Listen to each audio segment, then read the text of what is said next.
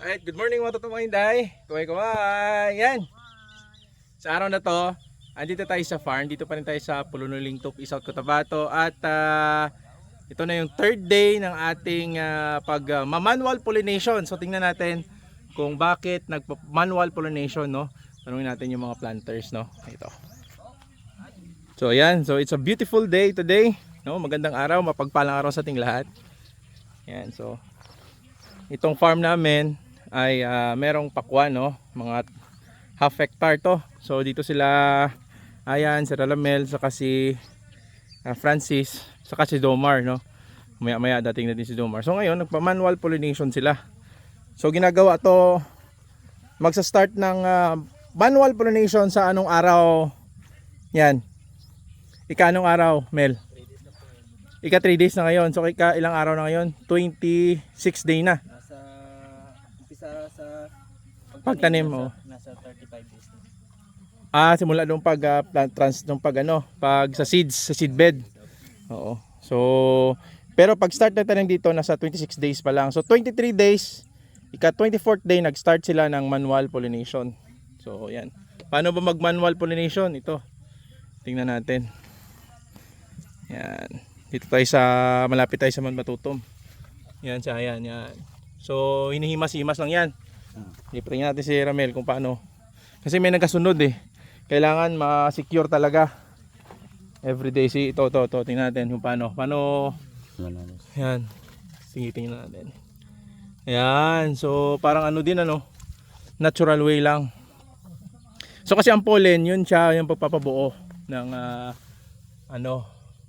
ng pakwan natin. So, hopefully next month, no, mag-start na din tayo. Mabilis lang kasi itong pakwan eh. 2 months, 65 days.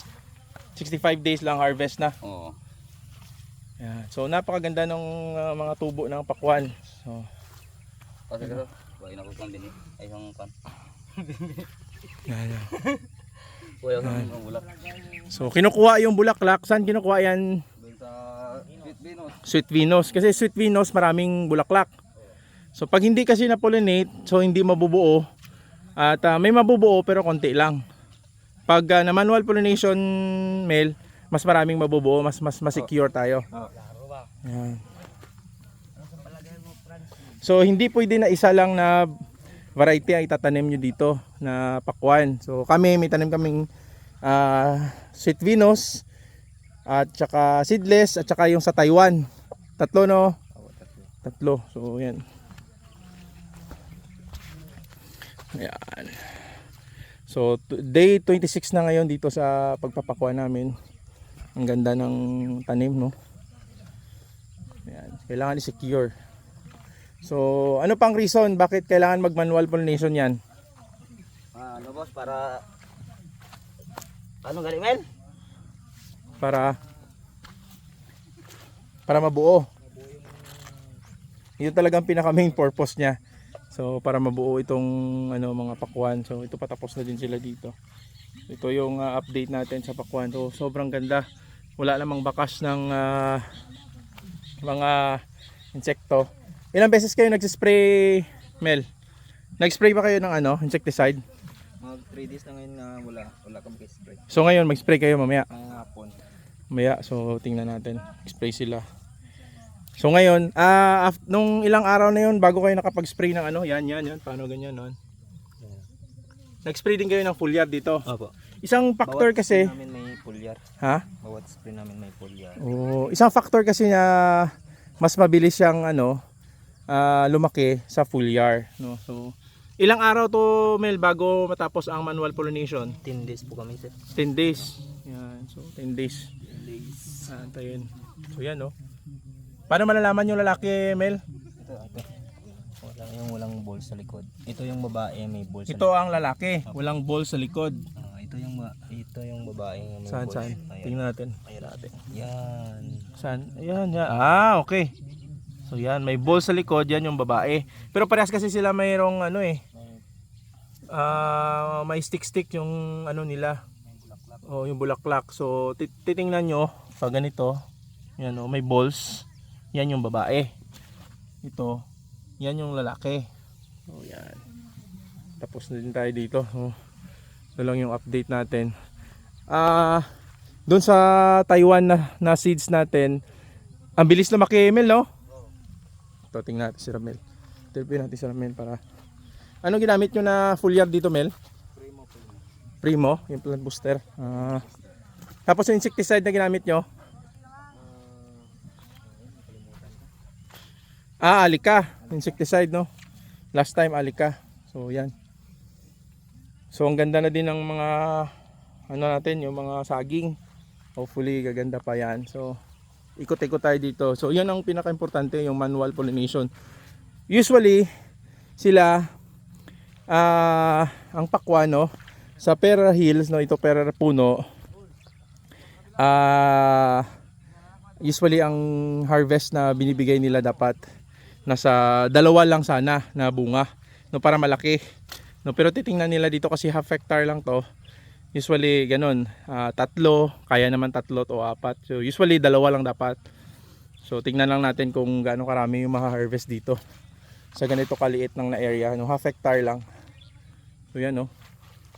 So tapos na sila dito. Everyday nagma-manual pollination. Ang best time na mag-manual pollination, ganito, open yung stomata, no. Maaga pa sila nag-start, siguro mga 7 kasi kanina medyo maulan. Yan. Manual pollination nila nag-start ng 7. So pag malaki-laki yung area nyo, kailangan mas maaga, 6 AM, ganon, or 5, no? Mag-start na open yung stomata hanggang sa alas 10 ng umaga. Usually ganon. Ayan. So ganito kalawak. So dito na side, mga ano dito, seedless. Tingnan nyo yung canal system, oh. Maulan dito ngayon, eh. So very challenging. Pero ang gaganda ng tubo, unlike before dun sa ano natin, sa Kalambayong. Yan, nandun na pala si Jomar, oh. Hi, Mar.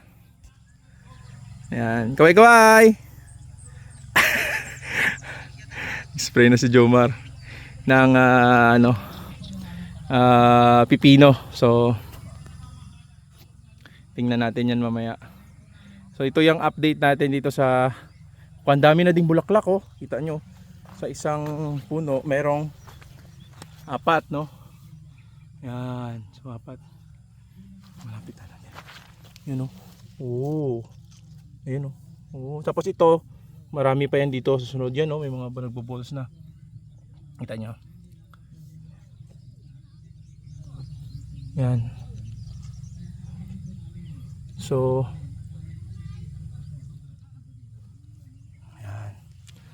so ang ganda ng mga tanim.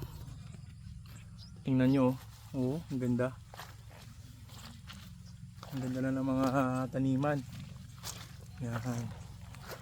Hopefully, no, maganda yung magbunga kayo ng maganda, mas marami pa, mas maganda para kikita naman tayo. Okay, mga pakwan, kausapin dapat natin sila, eh, para ano. So ito yung challenge, oh. Ano, pag sige-sige ulan, very challenging sa magpapakwan yan. Sana pag malapit na tayo mag-harvest, wag umulan ng ganito. Yan, kasi mabibiyak yung mga pakwan pag ganun. So kahit na may kanal, yung iba dito hindi makakalabas. So sana mainit ngayon. So hopefully uminit ngayon, no. So mainit, sana mainit. Ganda. So yun, mga totoong hinday, no. Maraming salamat sa pagsama nyo sa amin sa video ito. So tandaan nyo po, kailangan natin ng manual pollination sa pakwan para gumanda yung harvest natin at dumami, no? So abang-abang kayo sa mga susunod na update namin para malaman nyo kung ano nangyayari. So welcome dito yung mga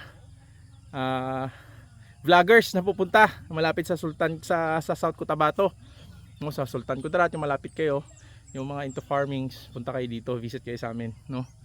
So ayan, yan muna yung update namin dito sa farm, no. Magvi-video ulit ako sa pipino. Tingnan nyo kung ano, gaano kaganda yung pipino namin. So maraming salamat sa inyo, mga totoong mga hinday, ha. See you sa susunod na video. Happy farming, mapagpala araw sa ating lahat. Kaway-kaway. Alright.